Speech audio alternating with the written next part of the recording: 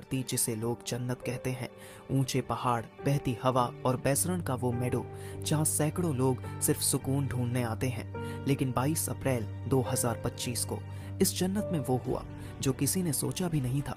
दोपहर 2:30। सब कुछ सामान्य था। यहाँ सैकड़ों लोग आए थे, कुछ हनीमून पर, कुछ अपने परिवार संग और कुछ तन्हाई में सुकून ढूंढते हुए। सब इस वादी की शांति में खोए हुए थे, पर शायद किसी को अंदाजा नहीं था कि इस जन्नत की चुप्पी कुछ ही पलों में चीखों में बदलने वाली है।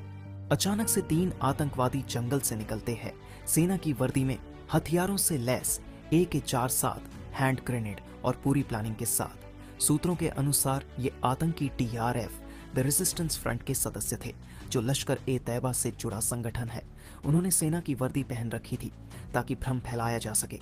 आते ही उन्होंने गोलियां चलानी शुरू कर दी। प्रत्यक्षदर्शियों के अनुसार आतंकियों ने कुछ लोगों से उनकी धार्मिक पहचान पूछी और फिर निशाना बनाया।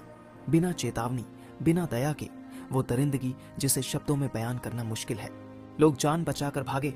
कोई बच्चा मां की गोद में था, कोई पति पत्नी का हाथ खींच रहा था, लेकिन सब नहीं बच पाए।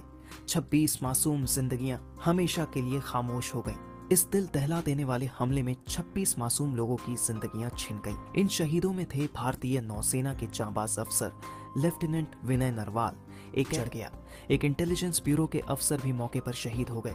इसके अलावा 2 विदेशी नागरिक, एक UAE और एक नेपाल से थे। 20 से ज्यादा लोग गंभीर रूप से घायल हुए। एक महिला ने कहा, हम सेल्फी ले रहे थे, तभी पीछे से फायरिंग शुरू हुई। सब गिरने लगे।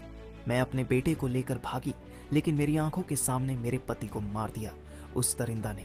हमले के बाद प्रधानमंत्री नरेंद्र मोदी सऊदी अरब से सीधे दिल्ली लौटे। उन्होंने कहा, जो इस हमले के पीछे हैं, उन्हें इंसानियत और कानून दोनों से सजा मिलेगी। गृहमंत्री अमित शाह श्रीनगर पहुंचे। राष्ट्रीय सुरक्षा सलाहकार अजित डोभाल ने सीधे ऑपरेशन की कमान संभाली। सेना, CRPF और जम्मू कश्मीर पुलिस ने संयुक्त सर्च ऑपरेशन शुरू किया। अमेरिका, फ्रांस, जापान, UAE, रूस, सभी देशों ने इस हमले की निंदा की। संयुक्त राष्ट्र महासचिव ने कहा, पर्यटकों पर हमला सिर्फ एक देश पर नहीं, पूरी इंसानियत पर हमला है। पहलगाम की सड़कों पर सन्नाटा है। टैक्सी ड्राइवर, होटल मालिक, शॉपकीपर सब सहमे हुए हैं। कई यात्रियों ने अमरनाथ यात्रा की बुकिंग रद्द कर दी है। एक लोकल गाइड ने कहा, ये सिर्फ टूरिज्म का नुकसान नहीं, हमारा हौसला भी टूटा है। हर गोली सिर्फ एक शरीर नहीं गिराती, वो पूरे परिवार को तोड़ देती है। लेकिन भारत न पहले झुका है, न अब झुकेगा।